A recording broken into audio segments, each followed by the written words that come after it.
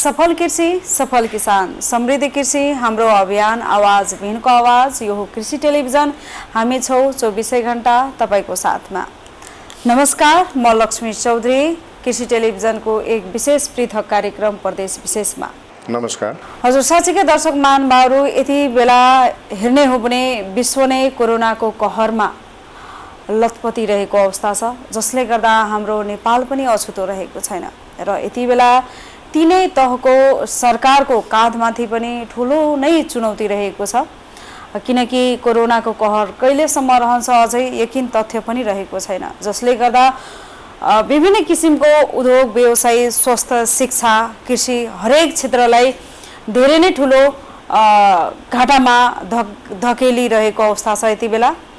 र यस कारणले गर्दा यति बेला तीनै तहको सरकार कसरी अगाडि बढ्दै हुनुहुन्छ र यो चुनौतीहरूलाई कसरी सामना गर्दै हुनुहुन्छ, यिनै विषयवस्तुमा छलफल गर्नको लागि यति बेला हामी झापा जिल्लाको बिर्तामोड नगरपालिकाको नगर प्रमुख ज्यूसँग रहेको छु र उहाँ हुनुहुन्छ नगर प्रमुख ध्रुव शिवाकोटी र उहाँलाई सर्वप्रथम स्वागत गर्न चाहन्छु। नगर प्रमुख ज्यू, स्वागत छ यहाँलाई कार्यक्रम प्रदेश विशेषमा।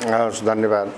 साँच्चीकै प्रमुखज्यू, यति बेला हामी जताततै हेर्दाखेरि कोरोनाको कहरले छाइरहेको अवस्था छ, जसले गर्दा हरेक उद्योग व्यवसाय एकदमै धाराशाहीमा रहेको पनि अवस्था छ र जताततै आम जनता र आम किसानको एकदमै गुनासो पनि रहेको देखिन्छ। हाम्रो धेरै घाटा भयो, किसानहरूले अब पोल्ट्री व्यवसाय किसानहरूको हेर्ने हो भने हैन, अब नेपालमा लगभग 2 दशक पुरा हुन लागिसक्यो आत्मनिर्भर भएको, तर यति बेला पोल्ट्री व्यवसाय झन धाराशाहीमा भयो, करोडौं अर्बौं रकमको घाटामा गयो यति बेला।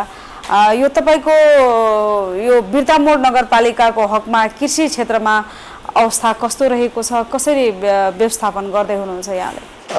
नमस्कार। सर्वप्रथम त म हाम्रो यो बिर्तामोड नगरमा रहेको जुन कृषिका समस्याहरू छन्, कृषिका राम्रा अनि नराम्रा कुराहरू चाहिँ का समाचारहरू चाहिँ जनता माझ अथवा नगरवासी माझ अथवा नेपालकै सम्पूर्ण जनसमुदाय माझमा यहाँको समसामयिक विषयहरूमा चाहिँ कुरा उठाएर यहाँका खबरहरू प्रवाह गर्दिन।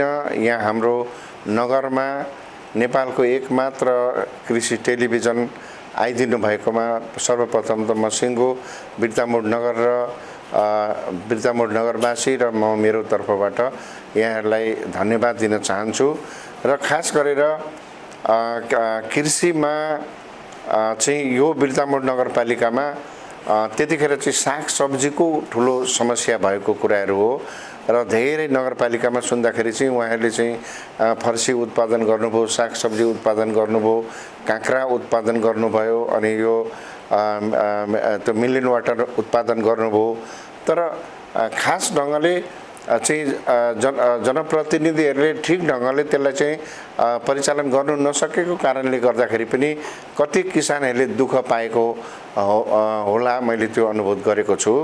तर खास गरेर बिर्तामोड नगरपालिकामा चाहिँ त्यतिखेरै चाहिँ हाम्रो चाहिँ हामीले एउटा उच्च स्तरको चाहिँ एउटा चाहिँ हामीले बैठक गरेर मिटिङ गरेर र हाम्रो किसानहरूको कसरी चाहिँ बारीमा रहेको सागसब्जीहरू विविध खाद्यान्न कुराहरू चाहिँ कसरी चाहिँ बिक्री गर्ने र बजारमा रहनुहुने जो किनेरै खाएर किन्नुमै चाहिँ आश्रित हुनुपर्ने, अर्काले नै उत्पादन गरेको खानुपर्ने जो नगरवासीहरू हुनुहुन्थ्यो, उहाँहरूको पनि समस्यालाई हामीले चाहिँ अनुसरण गरेर हामीहरूले नगरपालिकाको खास गरेर कृषि शाखाले चाहिँ हामीहरूले चाहिँ हरेक चाहिँ वार्डमा हामीले चाहिँ एउटा सब्जीको सङ्कलन केन्द्र हामीले चाहिँ तुरुन्तै हामीले खडा गऱ्यौँ र प्रत्येक चाहिँ त्यो वार्डका जो उत्पादकहरू हुनुहुन्छ,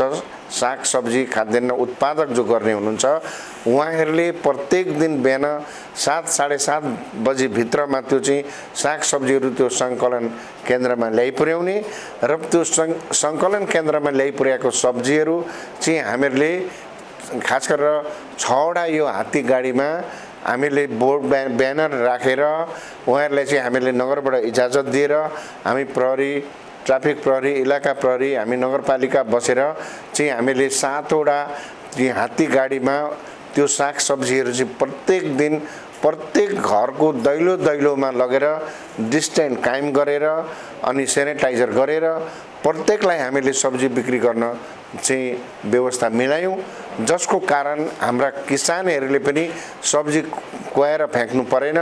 उहाँहरूको जो त्योभन्दा अगाडि बिचौलियाले लानुहुन्थ्यो त्यो बिचौलियाले लगेर उहाँहरूले चाहिँ थोरै पैसा दिने गरेको थियो।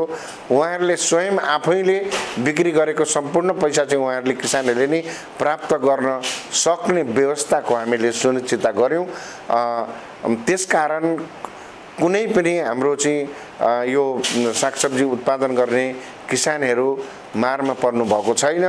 बरु यो चाहिँ लकडाउनले चाहिँ उहाँहरूलाई चाहिँ जो उत्पादन गरेर बस्नु भएको थियो उहाँहरूले चाहिँ फाइदै भएको र उपभोक्तालाई पनि फाइदा भएको र चाहिँ जसले चाहिँ त्यो उब्जनी गरेको छ उहाँहरू दुईटैलाई उपभोक्तालाई पनि र किसानलाई पनि दुईटैलाई फाइदा भएको नि हामीले अनुभव गरेका छौं। र यसरी नै अब यो कुखुराको मासुमा चाहिँ बर्बाद भयो भन्ने कुराहरू चाहिँ अहिले यहाँ भर्खरै यहाँले पनि भन्नुभयो, हामीले अन्त पनि सुनेका छौं। तर हाम्रो चाहिँ कुखुराको मासु बिक्री गर्ने मान्छे, कुखुराको मासु बिक्री गर्ने पनि मालामाल, अन्डा बिक्री गर्ने पनि मालामाल, सागसब्जी उत्पादन गर्ने बिक्री गर्ने पनि मालामाल, हामीहरुकोमा त्यस्तो सारो चाहिँ समस्या भएन। कारण किन भन्दा हामीले अन्डा पनि क्यारेटका क्यारेट घर घरमा पुर्याउने व्यवस्था गरिदियौं र घरमा बसेर चाहिँ त्यो अन्डा र मासु चाहिँ धेरै खाएको भएर खसी पनि त्यतिखेर धेरै बिक्री भएका छन् र अन्डा पनि त्यतिखेर धेरै बिक्री भएका छन्। काम नपाएपछि मान्छेले धेरै खाँदो रहेछ। अनि कुखुरा पनि त्यतिखेर चाहिँ हाम्रो उत्पादनले नपुगेको अवस्था थियो र कुखुरा पनि राम्ररी बिक्री भयो र हामीहरुको चाहिँ त्यो यो बर्बाद भएको होइन।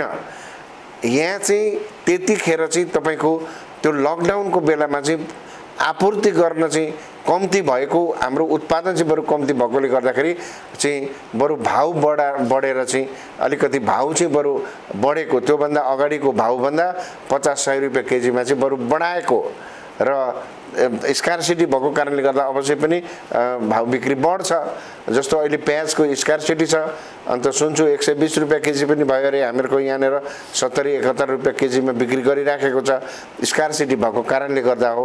त्यसले गर्दाखेरि खास गरेर त्यस्तो किसिमको चाहिँ हाम्रो किसानहरूलाई समस्या भएको छैन। भनेपछि देशभरिको किसानहरूले बजार नपाएर कुहाएर फाल्नु पर्ने अवस्था रहेको थियो भने तपाईको नगरपालिकाभित्र यहाँले यति राम्रोसँग व्यवस्थापन गर्नुभयो, अझै किसानहरू चाहिँ उत्साहित पनि भए, खुसी पनि हुनुहुन्छ होला उहाँहरू, अझै पहिलेको भन्दा राम्रो आय आर्जन गरेको भन्नु पर्यो हैन? पहिलाको भन्दा राम्रो आय आर्जन गरेको छ। यस्तो मजाले सब्जी लगाएर उहाँहरूले कहिले पनि पैसा थाप्न पाउनु थिएन। उहाँहरूले 7 रुपैयाँ मुठोमा बेचेको साग चाहिँ बिचौलियाले लगेर 60 रुपैयाँमा 70 रुपैयाँमा बिक्री गरेको अवस्था थियो। उहाँहरूको आफै हामीहरूले त्यो हाम्रो यस नगरको कृषि शाखाले म्यानेज गरेर, गाडीको म्यानेज गरेर, हामीले बुद्धि लगाएर, आइडिया लगाएर, हाम्रो नगरका जनप्रतिनिधिहरू खटेर ठाउँ ठाउँमा गएर सङ्कलन केन्द्र राखेर त्यो सङ्कलन रातारात त्यो सङ्कलन केन्द्र मार्फत त्यहाँ सङ्कलित भएका जति पनि खाद्यान्न सागसब्जीहरू थिए त्यसलाई चाहिँ लगेर हामीले मार्केटमा लगेर घर घरमा भिड नलगाइकन सेनिटाइजर लगाएर नेपाल सरकारले दिएको मापदण्ड अनुसार डिस्टेन्स कायम गरेर घर घरमा फ्रेस टिपेको 1 घण्टा 1.5 घण्टा भित्रमै चाहिँ नगरवासीहरूको घर घरमा पुर्याउने पनि हामीले व्यवस्था गर्यौं। यद्यपि हाम्रो नगरपालिकाबाट चाहिँ त्यो नपुग भएको हुँदाखेरि हामीले छिमेकी नगरपालिकाहरूलाई पनि बोलायौं अनि एक दिन यही झापा जिल्लामा चाहिँ हजारौं हजार केजी चाहिँ तपाईको वाटर मिलनहरू काँक्राहरू बर्बाद भएको हामीले देख्यौं र त्यहाँ मैले टेलिफोन गरिकन पनि चाहिँ त्यहाँको जनप्रतिनिधिलाई मैले टेलिफोन गरेर तपाईको किसानको चाहिँ यसरी बर्बाद हुँदैछ, तपाईहरुले के दिमाग लगाएर बस्नु भएको छ, तपाईहरुले चाहिँ त्यहाँबाट गाडीमा हालेर तपाईले चाहिँ नगरपालिकाबाट त्यो गाडीको पर्मिट बनाइदिएर तपाईले बिर्ता मोडमा ल्याएर बेच्नुहोस्, घर घरमा तपाईले चाहिँ एउटा डिस्टेन्स कायम गरेर बिक्री गर्नुहोस्। किनभने यहाँको मान्छेहरू वाटरमेलन खानु पाएको छैन, यहाँको मान्छेहरू काँक्रा राम्ररी खानु पाएको छैन, त्यसले गर्दाखेरि चाडबाड आउँदैछ, तीज आउँदैछ, अचार हाल्छन्, खैपी हाल्छन्, के गर्छन्, सबै बिक्री हुन्छ भनेर कतिवटा पालिकाको चाहिँ त्यो उनीहरूले दिमाग पुर्याउन नसकेर कुहिने अवस्थाको पनि हामीले चाहिँ उनीहरूलाई बुद्धि दिएर ल्याएर यहाँ बिक्री गऱ्यौँ, जसका कारणले गर्दाखेरि कुनै कुराको त्यो कम्ती भएर हाम्रो नगरवासीहरूलाई पनि खास त्यस्तो ठुलो मार पर्यो जस्तो चाहिँ लागेको छैन। भनेपछि देशभरिको पालिकाहरूले यसरी बुद्धि पुर्याएर गएको भए कुनै पनि किसानहरूले मारमा पर्ने थिएन।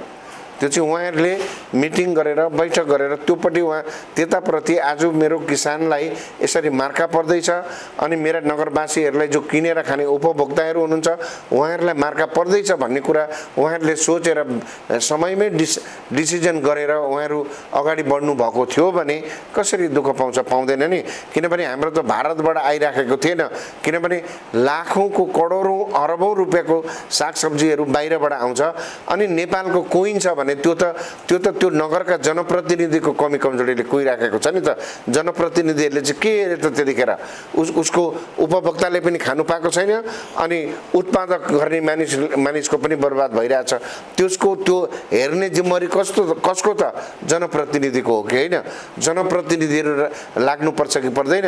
त्यो किसानलाई मार पर्दा पनि त्यो जनप्रतिनिधिको दायित्व हो, त्यो खानु पाइराखेको छैन भने पनि त्यो जनप्रतिनिधिको दायित्व हो। त्यसकारण ठिक ढङ्गले आफ्नो दायित्व निर्वाह नगरेको ठाउँमा चाहिँ लक्षण लाग्यो होला, नभए नक्सन लाग्ने कुरा थिएन। किनभने मान्छेले खानु पाएका थिएनन् भने खान दिनु पर्थ्यो, खान दिने व्यवस्थापन गर्नु पर्थ्यो। बिक्री गर्न पाएको थिएन भने बिक्री गर्न पाउने सुविधा प्रदान गर्नु पर्थ्यो। आफ्नो नगरभित्र त्यो सागसब्जी पुर्याउनलाई स्थानीय सरकारको अधिकार हुँदैन? त्यहाँ पुलिसले रोक्छ, पुलिस पनि राखेर मिटिङ गर्नु पर्यो नि, ट्राफिक पनि राखेर मिटिङ गर्नु पर्यो नि। लु यो नम्बरको यतिवटा गाडीलाई चाहिँ हामीले अहिले घर घरमा व्यवस्थापन गर्नुपर्छ। बजार हामीले खुल्ला राखेका छैनौँ, बजारमा ठुलो भिड हुन्छ भनेर घर घरमा त लगेर हामीले पुर्याउन सकिने हुन्छ नि त। हो त्यसले गर्दा हाम्रो बिर्तामोड नगरपालिकाले चाहिँ अन्डा पनि घर घरमा, कुखुरा पनि घर घरमा, अन्त यो तपाईँको खसीको मासु चाहिँ हामीले घर घरमा पुर्याइनौँ। अन्त त्यो कुखुरावाला पनि हाम्रो कुखुरा बर्बाद भयो, बिक्री भएन भनेर आयो मेरोमा, यहाँ उहाँहरूलाई आपद लिएर आउनुभयो। मैले उहाँलाई बुद्धि सिकाइदिएँ, तिमीले त्यो कुखुराको खुट्टामा बाँध, ऊ भाग्दैन, त्यहाँबाट तिमीले चाहिँ त्यो एउटा ठेलामै हालेर पनि तिमीलाई मैले कागज बनाइदिन्छु, तिमीले घर घरमा कुखुरा भन्दै हिँड त भने मैले भनेको भोलिपल्ट त उसको कुखुरा बेच्नै उसले भ्याएन। त्यो त व्यवस्था गर्नु पर्यो नि, दिमाग लाउनु पर्यो नि। कसरी कुखुरामा लस लाग्यो, त्यहाँ कुखुराको मासु खानु नपाएर पल्लो घरमा मान्छे मर्दैछ, यता उल्लो घरको मान्छे कुखुरा बेच्नु नपाएर मर्दैछ। त्यसको पुलको काम त जनप्रतिनिधिले गरिदिनु पर्यो नि त, व्यवस्थापन त जनप्रतिनिधिले गरिदिनु पर्यो नि। ललना गाएर त हुँदैन नि। मेरो ढिकुटीमा खानेकुरा छ, मैले त्यसलाई बनाएर मिलाएर खाँदिनँ अनि म भोकै भएँ भनेर त हिँड्नु मिलेन नि त। त्यहाँ पल्लो घरमा त्यहाँ मुनतिर त्यहाँ 2 किलोमिटर मुनतिर हजारौँ रुपियाँको चाहिँ सागसब्जी छ, मेरो घरमा सागसब्जी छैन भनेर रुँदैछ। एउटा खान पाइन भन्छ, एउटा बेच्न पाइन भन्छ। त्यसको व्यवस्थापन कसले गरिदिने त? जनप्रतिनिधिले होइन र? सम्पूर्ण दायित्व यो नगरवासीका निमित्त सम्पूर्ण चाहिँ 5 वर्षको लागि रिप्रेजेन्ट भएर उनीहरूले चाहिँ वारिसे बनाएर यो कुर्सीमा राखेपछि उनीहरूका सजिला, अप्ठ्यारा, गाह्रा, राम्रा नराम्रा सबै कुरोको दायित्व जनप्रतिनिधिले लिनु जरुरी छैन र? त्यसकारण हामीले दायित्व लियौँ। हाम्रोमा त्यस्तो खास रुवाबासी छ। भनेपछि यहाँ के देख्यो भने नाच्न जान्दैन आँगन टेढो जस्तो नै भएको छ, जसले गर्दा देशभरिकै किसानहरूले साँच्चै भन्ने हो भने हाम्रो नेपाली दाजुभाइ दिदीबहिनीहरू जति आम किसानहरू हुनुहुन्छ, व्यावसायिक रूपले हुनुहुन्छ, धेरै ठुला किसानहरू, साना पनि किसानहरू हुनुहुन्छ, उहाँको कृषि उपजहरू उत्पादन गरेका वस्तुहरू कुहाएर फाल्ने खाल्डोमा पुर्ने अवस्था पनि देखिएको यहाँले पनि देख्नुभयो होला विभिन्न सामाजिक सञ्जाल मार्फत। तर नेपाली भान्सामा आयातित तरकारीहरू जुन देखिन्छ, यसको विषयमा यहाँले के भन्न चाहनुहुन्छ? यसमा चाहिँ कसको गल्ती रहेको छ? नेपाली मतलब आयातित भने बाहिर देशबाट? हजुर हजुर हजुर। अब यस्तो छ, त्यो यहाँ सबैभन्दा ठुलो चाहिँ भनौँ न, यो सायद मलाई प्रदेश नम्बर 1 भरिकै सबैभन्दा ठुलो साग सब्जीको भण्डार भनेको बिर्तामोड नगरपालिकामा छ, जो चाहिँ कृषि उपज बजार भन्ने छ, जो कृषि मन्त्रालयले चलाएको छ होइन। अच्छा, त्यो कृषि मन्त्रालयमा चाहिँ सारातिरबाट चाहिँ त्यहाँनिर आएर चाहिँ सागसब्जीहरू थुप्रिन्छ हैन, र त्यहाँबाट चाहिँ डिस्ट्रिब्युट हुन्छ।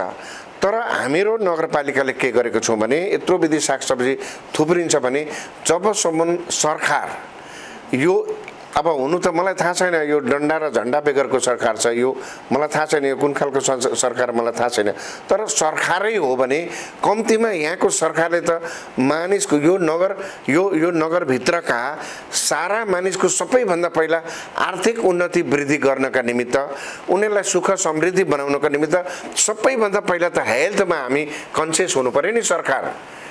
म यहाँको सरकार प्रमुख हो भने मेरो नगरवासीहरूको सबैभन्दा पहिलो त म हेल्थमा कन्सियस हुनु पर्यो, किनभने एउटा टिचरले 20,000 25,000 तलब स्यालेरी थापेको हुन्छ, उसका घरमा 5 जना चाहिँ खाने आश्रित हुन्छन्, त्यो एकजना इम्प्लोयरको लागि आश्रित हुन्छन्, तर उसको नानीहरूले उसका घर परिवारले राम्रो जिनिस खानु पाएन र उसले विषादी खाएर उसको परिवार विषादीमा डुब्छ भने उसले भोलि उसको नानी छोराछोरी कहाँबाट बचाउने, किनभने रोगले ग्रस्त बनाएको छ। त्यसले गर्दा सबभन्दा पहिला राज्यले होस् प्रदेशले होस् अब स्थानीय सरकारले होस्, सबैभन्दा पहिला प्रदेशले आफ्ना प्रदेशभरिका चाहिँ नागरिकहरूको हेल्थ केयर गर्नुपर्छ, हेल्थमा केयर गर्नुपर्छ। सङ्घले नेपाल अधिराज्यभरिका चाहिँ नागरिकहरूको लागि हेल्थमा उनीहरू कन्सियस हुनुपर्छ र स्थानीय तहले आफ्नो पालिकाभित्र रहेका जति पनि नगरवासी अथवा पालिकावासीहरू हुनुहुन्छ उहाँहरूको सबैभन्दा पहिलो दायित्व भनेको उहाँका नगरभित्र रहेका सम्पूर्ण नगरवासीहरूको हेल्थमा केयर गर्नुपर्छ। त्यसले गर्दा यहाँ चाहिँ हामीहरू हेल्थमा केयर गरेर विषादी मुक्त नगर बनाउनु हामी लागेका थियौँ। तदनुरूप जुन बेला हामी यो नगरभित्र हामीहरू आयौँ, चुनाव जितेर हामीहरूले सबैभन्दा पहिला चाहिँ विशेष गरेर मैले यो नगरवासीहरूलाई म चाहिँ मेयर हुनुको कारण पनि मैले चाहिँ कम्तीमा यो विषादीले भरिएको यो नगरपालिकालाई कम्तीमा विषादी मुक्त गर्नु सकेँ भने मैले भोलि धेरै मलामी कमाउँछु, मैले धेरैको आत्मालाई जित्न सक्छु, मन भावनालाई जित्न सक्छु भनेर पनि म यहाँ मेयर बनिनको लागि म आएँ र 65 देखि 75% विषादी भएका सब्जीहरू चाहिँ यो मार्केटमा यो कृषि थोक बजारमा बिक्री भइराखेको अवस्था थियो र त्यसलाई यहाँनिर चाहिँ कृषि थोक बजारमा जहाँबाट आएको सब्जी भए तापनि त्यसलाई खानु योग्य छैन भने ल्याबमा चेक गरिकन त्यो खानु योग्य नभएको सब्जी लगेर हामीले गाडी दिन्छौँ, खानु योग्य सब्जी मात्रै हामीले बिक्री गर्न चाहिँ इजाजत दिन्छौँ, त्यसको व्यवस्था गरेका छौँ। ल्याबमा टेस्ट गरेर मात्रै यहाँ सब्जी खानु पाइन्छ र हाम्रो जति पनि नगरभित्र उत्पादन हुने सब्जीहरू छ हामीहरूले कम्पिटिसनमा हामीले चाहिँ तपाईको आज कम्पिटिसनमा हामीले अर्ग्यानिक सब्जी उत्पादन गरेर 65 देखि 70% विषादी खाइराखेको सब्जीहरूलाई आज हामीले 4% मा झारेका छौँ। हामीले पूर्ण रूपले विषादी मुक्त नगर बनाउन सकेका छैनौँ, कारण धेरै वर्षदेखि त्यो जमिन चाहिँ छेद विच्छेद भएको थियो, विष हालेर विषादी हालेर विभिन्न रसायनिक मल हालेर। त्यसकारण अहिले हामी त्यो जमिनको ट्रिटमेन्टतिर लागेका छौँ र अलिकति अझै पनि 2-3 वर्ष 4 वर्ष अझै पनि यसलाई पूर्ण रूपले अर्ग्यानिक बनाउनको निमित्त, पूर्ण रूपले यो विषादी हटाउनका निमित्त हामी लागेका छौँ र म नेपाल सरकार, प्रदेश सरकार र सम्पूर्ण नेपाल अधिराज्यभरिका स्थानीय सरकारलाई म के अनुरोध गर्न चाहन्छु भने यो कोभिड केही पनि होइन, यो कोभिड नथिङ हो, तर यो कोभिड भन्दा पनि एकदमै ठुलो भयावह चाहिँ यो जो तमाम नेपालका नागरिकहरूले विषादी खाएका छन्, यो भारतबाट विष हालेर ल्याएका जति पनि खानेकुराहरू खाएका छन्, माछा सारा फर्मालिन हालेका माछाहरू यहाँ खानु परेको छ र सागसब्जीहरू पनि विषादीयुक्त खानु परेको छ। हाम्रो बिर्तामोडमा आउने सागसब्जीहरू भारतबाट कम्ती विषादी भएका सागसब्जीहरू यहाँनिर अहिले आउन थाले, किनभने यहाँ कडा गऱ्यौँ हामीले, यहाँ हामीहरूले एकदमै कडा गऱ्यौँ। किनभने यहाँ चाहिँ हामीले लगेर गाड्दिउँ, हामीले लगेर नष्ट गरिदिउँ। पत्रकारहरू अरू जनप्रतिनिधिहरू वाणिज्य सङ्घ राखेर हामीले चाहिँ त्यो अत्याधिक विष भएका सब्जीहरू लगेर गाड्नु थालेपछि हाम्रोमा जस्तो पहिला इन्डियामा दुईटा क्वालिटी बन्थ्यो, एउटा इन्डियन क्वालिटी, एउटा Nepal quality. Only for Nepal भनेर त्यो ठुल्ठुला चाहिँ सब्जी उत्पादकहरूले ओन्ली फर नेपाल भनेर 20को खोलो बगाएर छिटोभन्दा छिटो चाहिँ 4 महिनामा उत्पादन हुनेलाई चाहिँ 1.5 महिनामै उत्पादन गरेर ल्याउने गर्थे। तर यहाँ हामीहरूले स्ट्रिक गरेर उनीहरूको 20 हालेको सब्जी चाहिँ यहाँनिर बिक्री नहुने चाहिँ कुरा हामीहरूले चाहिँ क्रिएट गऱ्यौँ। त्यसले गर्दा आज भारतबाट आउने सब्जी पनि जस्तो धरान विराटनगरमा जाने सब्जी, काठमाडौँ भैरवा नेपालगञ्ज जाने सब्जी र बिर्तामोडको कृषि थोक बजारमा आउने सब्जीको पनि तपाईँको चाहिँ क्वालिटी विषादीको मात्रा कम्ती छ। भोलि त्यो चेक गरेर हेर्दाखेरि मिल्छ। त्यसकारण हामीहरूले पूर्ण रूपले चेक गरेर मात्रै हाम्रो नगरवासीहरूलाई खुवाएका छौँ। र अहिले जति यो नगरमा हामी जनप्रतिनिधिहरू आउनुभन्दा अगाडि यो नगरभित्र जति तपाईँको चाहिँ किडनीका क्यान्सरका बिमारीहरू थिए, अहिले चाहिँ लगभग 70% चाहिँ त्यस्तो बिमारीहरू घटेको अवस्था छ। यो तथ्यले बताउँछ। यहाँले त्यो तथ्य खोज्न पनि सक्नुहुन्छ। भनेपछि यो कोभिड भन्दा धेरै ठुलो घातक भनेपछि मानव जीवनको लागि विषादी रहेको छ।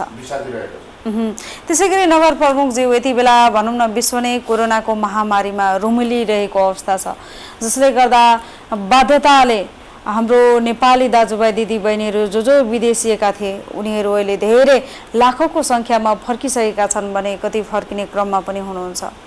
र यति बेला आफ्नो देशमा पनि उनीहरूले भविष्य नदेखेर के गर्ने अलमल्ल परिरहेको युवाहरूको लागि तपाईँको यो नगरपालिकाभित्र कतिको हुनुहुन्छ वैदेशिक रोजगारबाट फर्किएका र उहाँहरूको लागि अब यति बेला कृषि क्षेत्रमै यदि अवसरको रूपमा तिनै तहको सरकार लिने हो भने अझै उत्पादन र उत्पादकत्वमा धेरै ठुलो फड्को पनि मार्न सकिन्छ। यसको लागि यहाँले कस्तो किसिमको योजनाहरू युवा स्वरोजगार कार्यक्रमहरू बनाउनु भएको छ? धन्यवाद। यो राम्रो कुरा गर्नुभएको छ।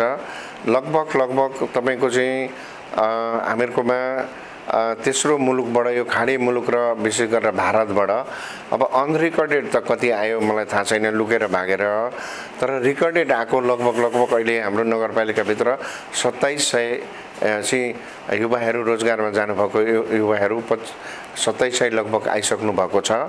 र चाहिँ खास गरेर यो मुलुकभरि नै चाहिँ रहेका जति पनि बाहिर गएका युवाहरू हुनुहुन्छ, म त उहाँहरूलाई के भन्छु भने हावामा उडेको पैसा हावामा उडेको छ।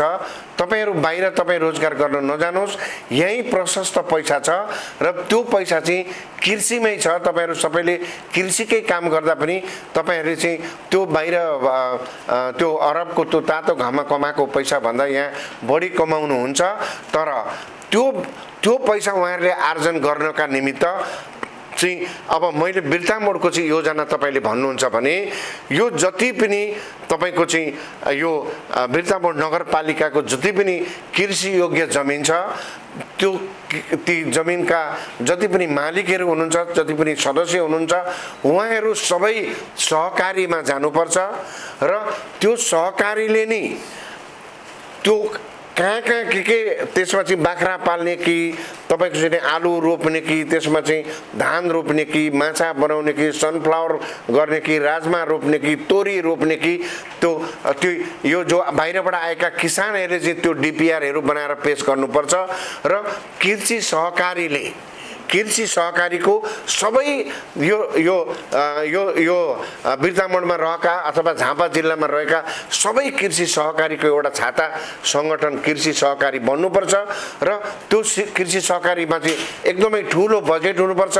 आजको दिनमा नेपालका मान्यता प्राप्त ब्याङ्कहरूमा भन्दा पनि कृषि यो सहकारीमा चाहिँ बढी पैसा छ।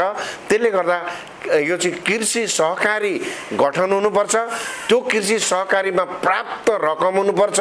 प्रदेश तिनैवटा सरकारले कुनैलाई पनि कसैलाई पनि कुनै पनि किसानलाई चाहिँ अनुदान दिनु हुँदैन। अनुदान जति सबै त्यो कृषि सहकारीलाई दिनुपर्छ। त्यो कृषि सहकारी सबै हामी किसानहरूको हामी त्यो कृषिका सदस्य बन्नुपर्छ र हामी सदस्य रहेको त्यो कृषि सहकारीले सम्पूर्ण त्यसको लाग्ने लागत कृषि सहकारीले चाहिँ प्रवाह गर्नुपर्छ, लगानी गर्नुपर्छ। त्यसको उत्पादन पनि टोटल कृषि सहकारीले किन्नुपर्छ। ठाउँ ठाउँमा चिस्यान केन्द्र खोल्नुपर्छ, ठाउँ ठाउँमा अफिस खोल्नुपर्छ, ठाउँ ठाउँमा मार्केटिङ चाहिँ व्यवस्था गर्नुपर्छ र टोटल उत्पादन गर्ने खर्च पनि कृषि सहकारीले दिने।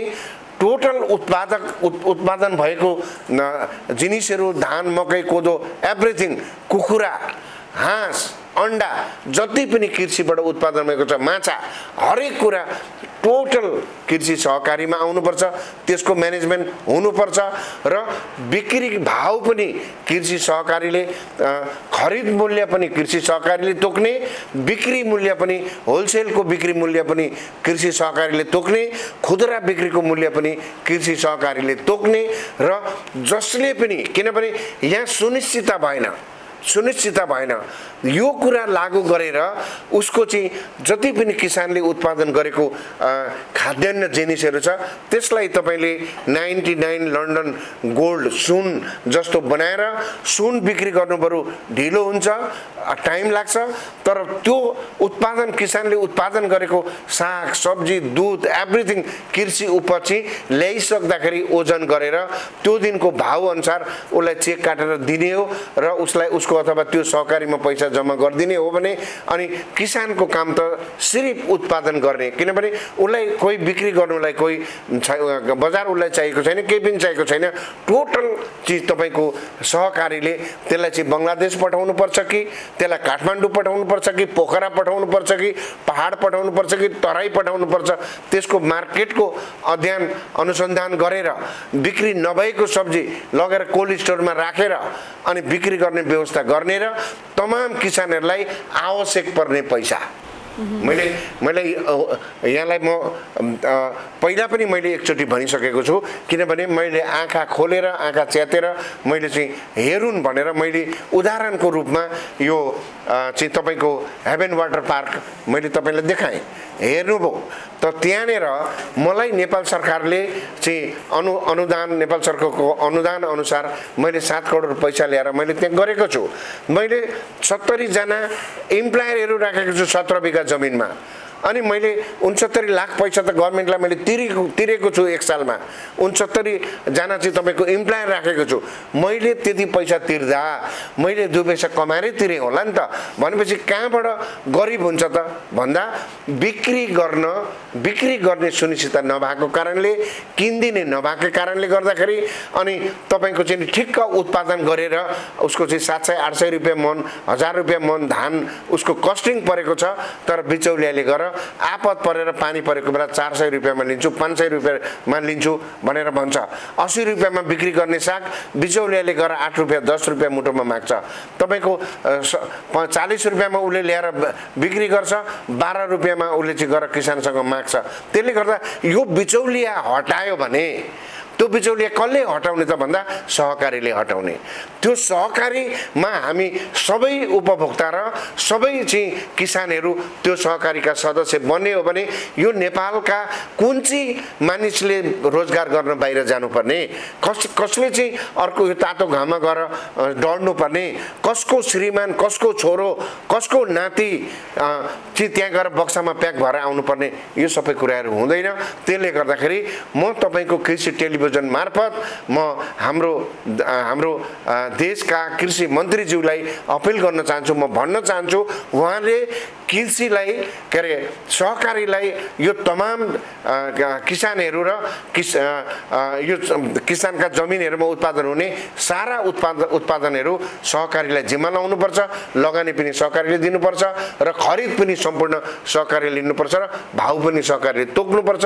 त्यसो गरेपछि कसैका छोराहरू पनि पनि त्यो तातो घाममा बक्सामा प्याक भएर आउनुलाई जान्दैनन्, पर्दैन। त्यसले गर्दाखेरि यो देश जुरुक्कै उठ्छ। विश्व धनी भएको छ सहकारीबाट, कृषिबाट। त्यसले गर्दा सहकारीलाई प्रमोट गर्ने यो पैसा चाहिँ कति मिसयुज भएको होला अथवा कति राम्रो भएको होला, तर कुनै पनि व्यक्तिलाई हामीले अनुदान, सरकारले अनुदान दिन्छ भने त्यो व्यक्तिलाई बिगार्नुको लागि सरकारले अनुदान दिन्छ। किनभने त्यो कुरो बुझेको छैन।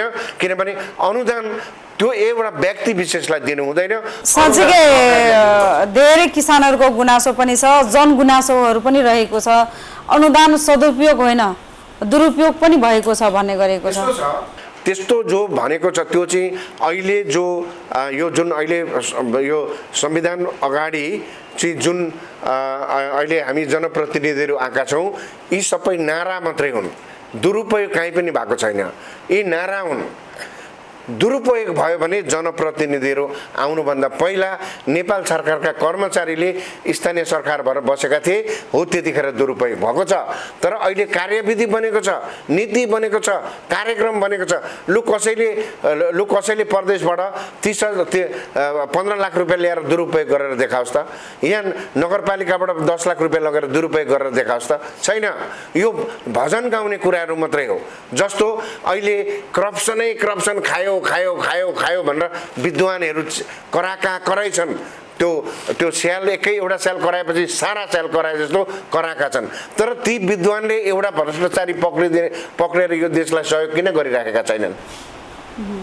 कहीँ एउटा भ्रष्टाचारी पक्रेका छन्, यो कुरो हेरेका छन् र किन यो कुरो थाहा हुँदैन? अहिले जब यो संविधान आयो, जब यो सरकार आयो, त्योभन्दा अगाडि 1 सालमा कति भ्रष्टाचारी पक्रेको थियो र अहिले यता आएर 1 सालमा कति भ्रष्टाचारी पक्रियो र कतिलाई कारबाही भयो, त्यो कुरो खोजेर कुनै पत्रिकाले लेखेको आजसम्म तपाईँले थाहा पाउनु भएको छ? छैन। तपाईँलाई थाहा छैन। तर कति काम भयो यो कुरो कसैले पनि भन्दैन। विडम्बना। यो सरकार आएर 500 यो तपाईँको 30 वर्षमा तपाईँको चाहिँ 30 वर्षमा तपाईँको चाहिँ 3000 किलोमिटर तपाईँको बाटो बनेको छ। तर जनप्रतिनिधिहरूको पनि गुनासो रहेको छ। जुन सङ्घीय सरकार, प्रदेश सरकारबाट साना कार्यक्रमदेखि लिएर ठुला कार्यक्रमहरू उहाँहरूले निर्णय गरेर ल्याउनुहुन्छ, जसले गर्दा दुरुपयोग पनि भएको छ भन्नुहुन्छ। जनप्रतिनिधिले के हेरेर बस्यो त? के हेरेर बस्यो उहाँलाई यो राज्यको पैसा दुरुपयोग हुन्छ भनेर यो कुर्सीमा मलाई राखेको होइन र? त्यो जसले त्यो दुरुपयोग हुनु नदिनुपर्ने उसैले दुरुपयोग भयो भनेर भन्छ भने उसले दुरुपयोग गरेको छ कि छैन त? उसैले गरेर त उसले थाहा पायो होला नि। होइन भने मेरो दायित्व म पुरा नगर्ने अनि अर्कोलाई दोष लाउने। किनभने दोष लाउनु त संसारमा सबैभन्दा सजिलो खेती त दोष लाउनु हो। यहाँ म दुरुपयोग भन्छु भने म चाहिँ कहाँ घाँस छिल्नु गएको थिएँ त? त्यो दुरुपयोग रोक्ने चाहिँ स्थानीय सरकारको जिम्मेवारी हो कि होइन? प्रदेश सरकारको जिम्मेवारी हो कि होइन? त्यसकारण रोक्नु पर्यो नि। कुन चाहिँ स्थानीय तहले यहाँ दुरुपयोग भयो भन्छ, उसले चाहिँ किन रोकेन त? उसको जिम्मेवारी चाहिँ के हो? हजुरले त्यहाँ गएर दुरुपयोग भन्छ भने हजुरले गएर त्यहाँ सोध्नुहोस् तपाईँको दायित्व चाहिँ के हो? तपाईँ यो कुर्सीमा किन बस्यो? तपाईँले किन रोकेन? राज्यको पैसा हिनामिना हुन्छ। यो राज्यको पैसा त यो तमाम यो देशभरिका चाहिँ जनताहरूले तिरेको कर होइन र?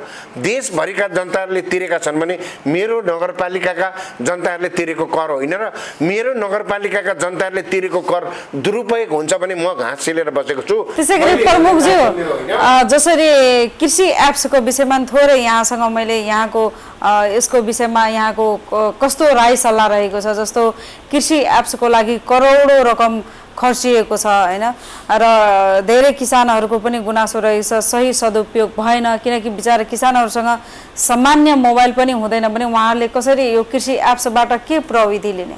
र करोडौँ रकममा तपाईँको बुकलेटहरू छापिएको हुन्छ, किताबहरू, जुन चाहिँ किसानहरूको घर दैलोमा कहीँ पनि पुगेको देखिँदैन नेपाल सरकारद्वारा। यसको विषयमा यहाँले के भन्न चाहनुहुन्छ? मैले त लगभग यो कुरा त मैले अघि नै भनिसकेँ जस्तो मलाई लाग्यो होइन।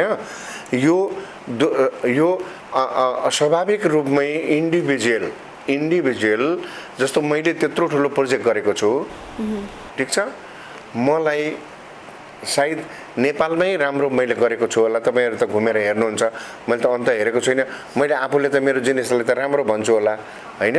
मलाई कोही पनि अनुदान चाहिएको छैन, अनुदान दिनु पनि परेको छैन एकछिनलाई होइन। अन्त यो व्यक्तिलाई दिने जो अनुदान छ नि, व्यक्तिलाई दिने अनुदान छ नि, म तपाईँलाई एउटा सानो कुरा भन्छु ल, व्यक्तिलाई दिने अनुदान छोरालाई प्रशस्त बाबुले सम्पत्ति कमाइदिएको छ भने त्यो छोरो चाहिँ आवारा भएर धेरै छोरा सबै त्यस्ता नहोलान्, तर धेरै छोराहरू उसले कमाउनु चेष्टा गर्दैन, उसले बर्डन भयो भने उसले कमाउँछ। हो त्यसले गर्दाखेरि जो अनुदान दिने जो सरकारको जुन सिस्टम छ नि, यसले चाहिँ अनुदान प्राप्त गर्ने मान्छे बिग्रिराखेको अवस्था छ। सदुपयोग गरो या दुरुपयोग गरो, उसले ल्यायो 2 महिना पछाडि बिक्री गरेर ऊ कता गयो, अब त्यो त कसरी हामीले जान्ने। तर यो जुन सिस्टम नि खराब छ कि कसैलाई पनि अनुदान दिनु हुँदैन। तमाम कृषि उपजहरू सहकारी मार्फत जानुपर्छ, सबै चाहिँ अनुदानहरू सहकारीलाई दिनुपर्छ। त्यो सहकारीका सदस्यहरूलाई त्यसलाई 5 करोड रुपियाँ त्यो सहकारीलाई राज्यले अनुदान दिएको छ भने त्यो सहकारीमा तपाईँको 25,000 त्यसका चाहिँ सदस्य छन् भने 25,000 घर त्यसका सदस्य छन् भने त्यो 25,000 घरै लाभान्वित हुन्छन्, एउटा व्यक्ति लाभान्वित हुँदैन। त्यसकारण आदत नबिगारौँ।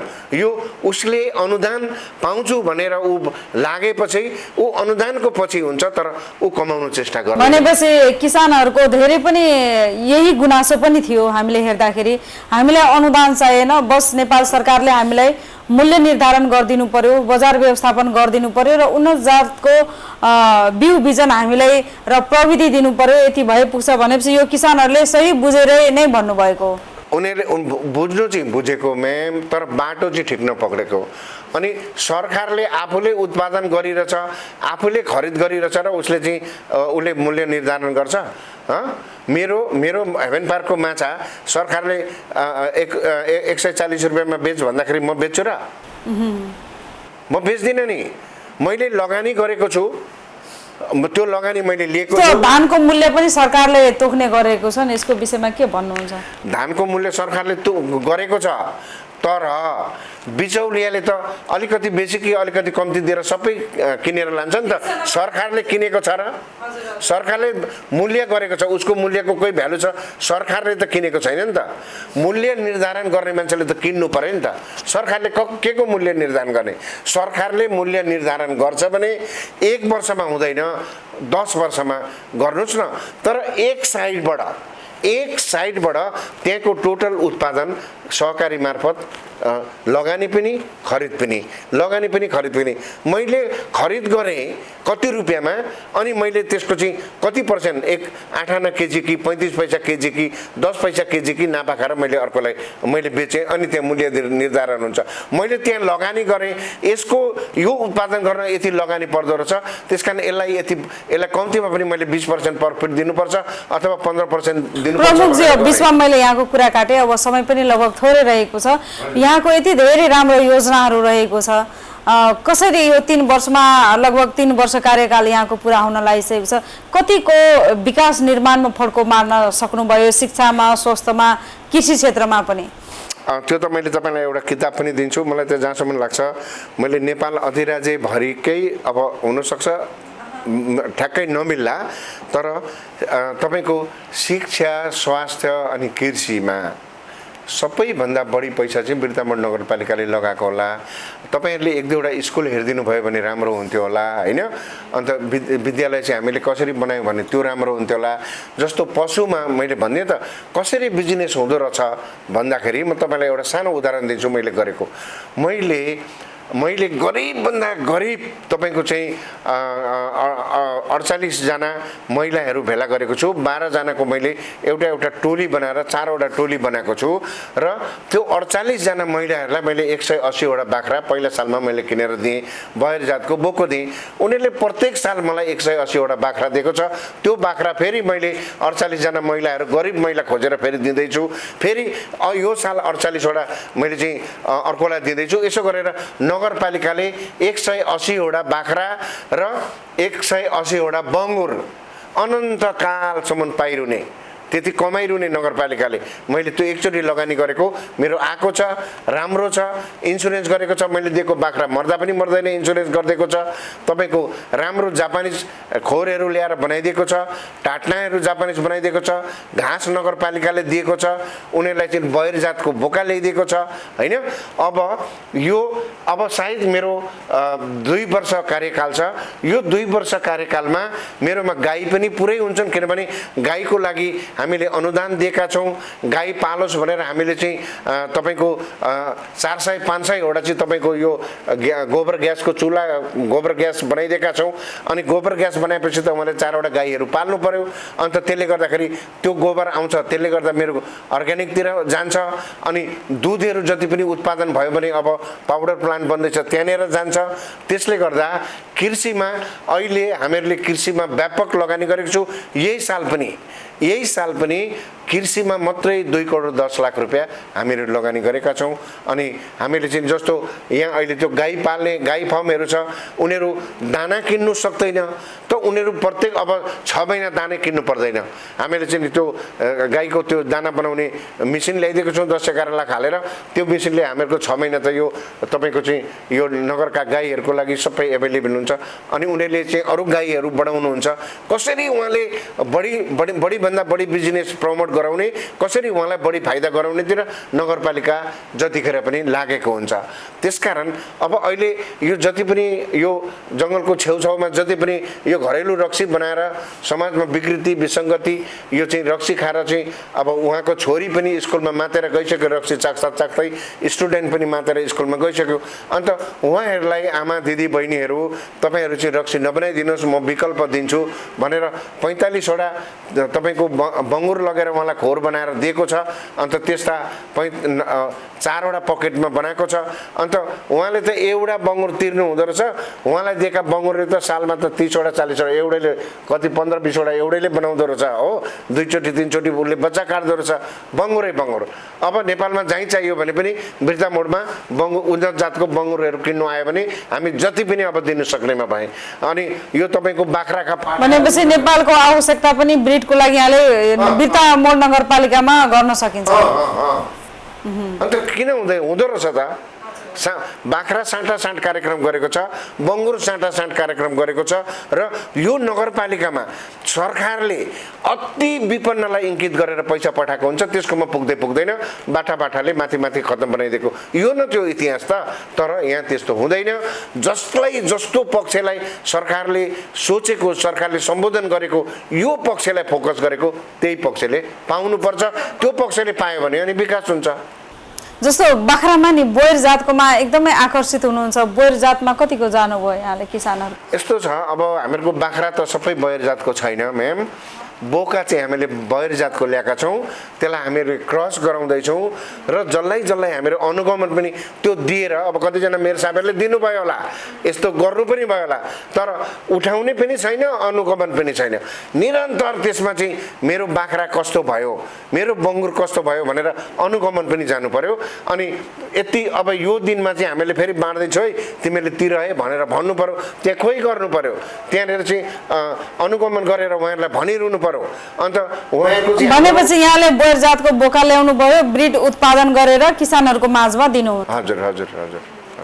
त्यसै गरी यहाँले आवास निर्माणको पनि पछिल्लो समय कुरा गर्नुभएको थियो, कतिको वितरण गर्नुभयो यो वर्ष? यस्तो छ, मेरो चाहिँ कुरा के छ भन्दा म चाहिँ यो अरू धेरै पालिकाहरू चाहिँ अन्डा भएछन्, म चाहिँ माछो भएछु। अनि गाउँभरि तपाईँको चाहिँ कुखुराले हल्ला फैलाउँछ भरे लास्टमा गएर एउटा अन्डा पारेको हुन्छ नि। अन्त तपाईँको छेउमा एउटा माछोले 1 लाख अन्डा निकाल्छ, तर त्यहाँनिर चाहिँ हल्ला हुँदैन। अनि बिर्तामोड नगरपालिका चाहिँ अलि माछो भएछ जस्तो मलाई लागेको छ। अब 7 वटा घर बनाएको छ भने यो मुलुकभरि हल्ला गरेर सारा भाइरल गरेर मोबाइलमा हालेको छ, मेरो त त्यस्तो हल्ला छैन। तर हामीहरूले अब यो सालमा पनि बनाउँदाखेरि लगभग हामीहरूको चाहिँ सहरी एरिया बढी छ। यो 5-6 वटा चाहिँ हामीहरूको चाहिँ अलिकति यो किसानहरू बस्ने अलिकति जमिन भएको फाँटिलो चाहिँ हामीहरूको यो 5-6 वटा चाहिँ वार्ड छ। र अब हामीहरूले चाहिँ तपाईँको यो के को लागि पो तपाईँले अहिले मलाई सोध्नु भएको थियो? आवास निर्माण गरेर वितरण गर्ने हालसम्म कतिको गर्नुभयो, अब के गर्दै? अहिलेसम्म हामीले 300 वटा आवास चाहिँ बनाइसकेको छ। यो सालमा चाहिँ हामीले 200 वटा आवासहरू हामी बनाउँदैछौँ र यो मेरो कार्यकालमा चाहिँ यो जो भनौँ अब हाम्रो जो जनप्रतिनिधिको 5 वर्षको कार्यकाल छ, यो चाहिँ सम्माननीय प्रधानमन्त्रीज्यूकोबाट पनि आउँछ अनि हामीले चाहिँ डोनर एजेन्सी पनि खोजेका छौँ। हामीहरू नगरपालिकाले पनि त्यहाँनिर लगानी गरेका छौँ र 335 वटा त हामीले आवास बनाइसकेका छौँ। त्यो आवास कस्तो खालको बनाउनु भयो भनेर भन्नुभयो पनि हुन्छ। अनि यी नजिकै हामीले चाहिँ प्रदेश सरकारबाट पनि पार्टनरसिपमा हामीले चाहिँ ल्याएर अहिले 35 वटा चाहिँ अति गरिब जो चाहिँ तपाईँको यो बाटोमा कता कतातिर बसेको गरिबहरूको लागि त्यहाँ चाहिँ एउटा चाहिँ एकदमै राम्रो आवास बनाउँदैछौँ। हामीहरू 1 बिघा 7 कट्ठा जग्गा डोनरसँग मागिकन त्यहाँ हामीहरू बनाउँदैछौँ।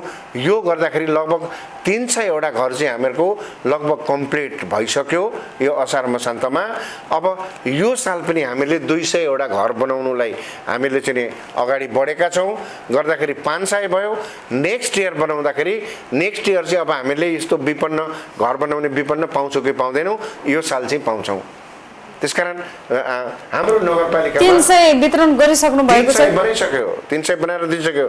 मुखले होइन, यहाँले इन्क्वायरी गर्न सक्नुहुन्छ। भनेपछि धेरै राम्रा कामहरू यहाँले गर्नुभएको छ। त्यसैगरी अझै अब तीनै तहको सरकार, यहाँहरूको स्थानीय सरकारलाई प्रदेश सरकार र सङ्घीय सरकार कतिको यहाँले चित्त बुझ्दो नीतिगत कुराहरू रहेको छ? हुन त धेरै जनप्रतिनिधिहरूको गुनासो पनि रहेको छ। यहाँले यसको विषयमा के भन्न चाहनुहुन्छ? शिक्षा, स्वास्थ्य अनि त्यसपछि कृषि क्षेत्रको लागि के चित्त बुझ्दो नीति नियमहरू बनाउनु भएको छ? होइन, यस्तो छ जस्तो यो कृषिको जो अहिले नीति छ नि, अब यो त अब मन्त्रीज्यूले एउटा सपना बोक्नु भएको होला, मैले एउटा सपना बोकेको होला होइन। यो त भोलि एउटा न एउटा त फाइन आउट हुन्छ होला। कृषि मन्त्री पनि एकदमै चाहिँ एकदमै 24 घण्टा लागि पर्नु भएको छ। सायद कृषि मन्त्रीज्यू राति सुत्नुहुन्छ कि सुत्नुहुन्न, कसरी मैले यो कृषि क्षेत्रलाई उठाउँ भनेर उहाँ चाहिँ कोसिसमा लाग्नु भएको छ। त्यो हामीले अनुभूत गरेका छौँ। म आशा गर्छु कृषि मन्त्रीज्यूले यो देशको कृषिलाई माथि उठाउनुहुन्छ भन्ने मैले आफूले पनि विश्वास गरेको छु होइन। र अर्को कुरा के सोध्नु भएको थियो भने त्यहाँको जो बजेट विनियोजन भएर आएको छ त्यसमा चाहिँ तलमाथि छ कि छैन भनेर तपाईँले भन्नुभयो होइन। अब कुरो चाहिँ के हो भने मान्छेलाई जतिसुकै गर्दाखेरि पनि पुग्दैन र दिने पनि भएको दिने हो। उहाँले त्यो नभएको उहाँहरूले दिन सक्नुहुन्न। त जहाँसम्म एउटा सिद्धान्त बनाएको छ सरकारले कि प्रत्येक पालिकामा अब सरकारले जो दिने अनुदान हो, अब स्वाभाविक रूपमै अब यो पालिकामा भन्दा दमक नगरपालिकामा, यो पालिका भन्दा मेची नगरपालिकामा जनसङ्ख्या बढिरहेछ भने त्यो जनसङ्ख्याको आधारमा टाउको गनेर दिएको छ। जब टाउको गनेर दिएको छ भने त त्यहाँनिर हामीले मलाई चाहिँ कम्ती दिएको, मलाई चाहिँ बेसी दिएको भनेर त भन्नु मिल्दैन। अब टाउको गनेको भागमा मैले त्यति पैसा चाहिँ उहाँमाथिबाट मैले प्राप्त गरेँ। अब सरकारकोमा त्यसको डबल पैसा भयो भने मैले पनि यो टाउको गनेकोमा अहिले पाएको भन्दा मैले डबल पाउँछु, भएको कुरा दिने हो। त्यसले गर्दा मैले चाहिँ पाइनँ भएन भन्ने चाहिँ मेरोमा त्यस्तो खालको चाहिँ ललना छैन। र जो भएको छ, जुन दिएको छ, यसलाई राम्ररी सदुपयोग गर्ने हो भने पर्याप्त दिएको छ। त्यो कल्पनादेखि बाहिरको विकास भएको छ अनि सबै हाम्रा नगरवासीहरू खुसी भएका छन्। टाउको गरेर दिएको छ।